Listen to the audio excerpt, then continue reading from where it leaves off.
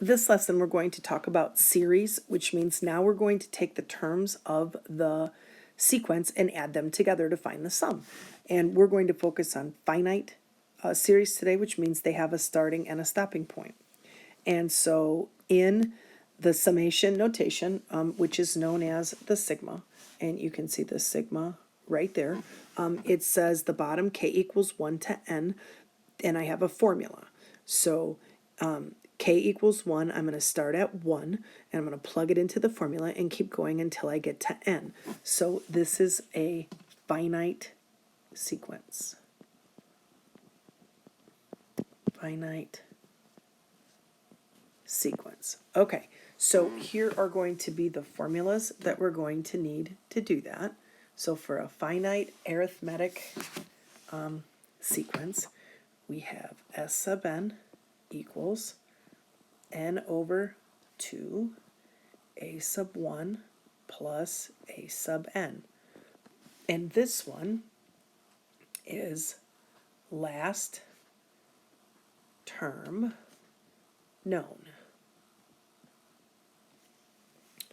We also have, and then we also have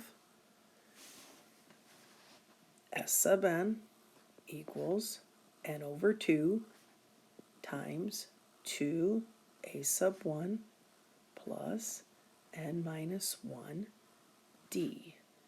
And this one is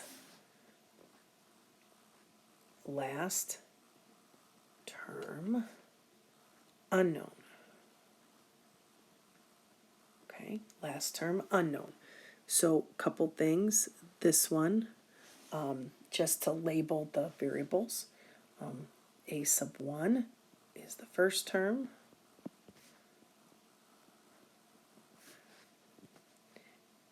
N is the number of terms. And a sub n is the last term. And then over here, we know, let's see, n is the number of terms.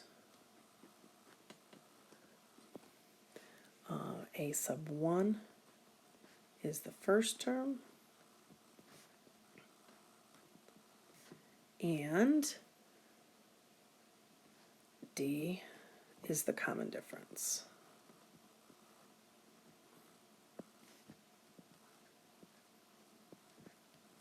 So basically what these are going to become are little puzzles. And you're going to have to figure out what you need to plug into the formula to find the sum.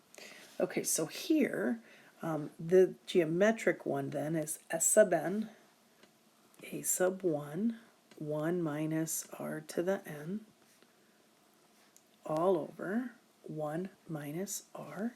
And we happen to know that the r ratio cannot be a 1.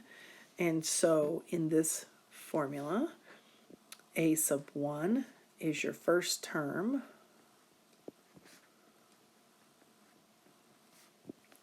And r is your common ratio, what's being multiplied term to term. And n is the number of terms. Now, some problems are definitely easier than others, and so we have to walk through a couple examples to see. Okay, here's our first example. So you have to make a couple of determinations here. So looking at our sequence, it's arithmetic. And the last term is 24. So the last term is known. We'll spend a whole nother day for our last week together with the sigmas to kind of show you how those work. Okay, so I always start with my formula. So n over 2, a sub 1 plus a sub n. Okay, so I want to find the sum of that sequence. Well, if I plug into what I know, I don't know, I know the 2, I know that. I know the first term is 8, and I know the last term is 24. So what I'm missing is how many. So we need to find n. So that means I have to go back to what we worked on yesterday. A sub 1 plus n minus 1 times d. So the last term is 24. The first term is 8. The number of terms I'm looking for, and the common difference is 2. Now solve for n. So 24, 8 plus 2n minus 2. 24 equals 2n plus 6. 18 equals 2n, and n is 9. So that's how many terms there are. So there's 9. So now we come back up here. I put a 9 in, sum of the 9 terms, throw it in your calculator, and the sum of the 9 terms is 144. So they are like missing puzzles where you're going to have to find a little piece of it to make it fly. Okay, this one, I need to put a negative in there. Okay, this one is geometric. And so if I can rewrite this just for a minute to show kind of the progression of it, it's 4 negative 1/3 to the 0 plus 4 times negative 1/3 to the 1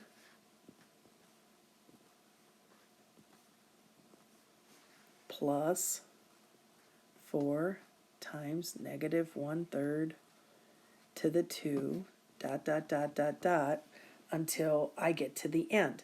So this is going from 0 to 10, so that means there are 11 terms in this sequence.